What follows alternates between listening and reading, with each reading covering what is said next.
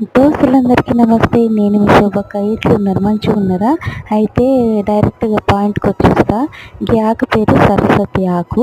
అయితే ఈ సరస్వతి ఆకు ఎందుకు ఉపయోగపడుతుంది అంటే దోస్తులు, ఇప్పుడు 2వ తరగతి 3వ తరగతి వచ్చిన పిల్లలు కూడా నత్తి మాట్లాడుతూ ఉంటారు. అప్పుడు మనం ఏం చేయాలంటే, ఇది ఆకు తెంపి పొద్దున్న వాళ్ళు మొహం కడిగిన తర్వాత పరగడుపున ఒక ఆకు ఎట్లనన్నా తిప్పలు వాడైనా సరే వాళ్ళతో ఒక ఆకు నమిలి మింగాలి కంపల్సరీగా. అయితే నేను ప్రయోగం చేయండి ఎవరికి చెప్పను దోస్తులు. మా అన్న కొడుకు కొంచెం నత్తి మాట్లాడతాడు. వాడికి రోజు తినిపియమని చెప్పిన అమ్మకి. నా ఇంట్లో చెట్టు ఉంటే తీసుకుపోయి ఆడబెట్టిన. ఇది మా ఇంటి ముందు వాళ్ళ ఇంట్లో చెట్టు కాబట్టి ఇది తీగలాగా వాకుతుంది అనమాట.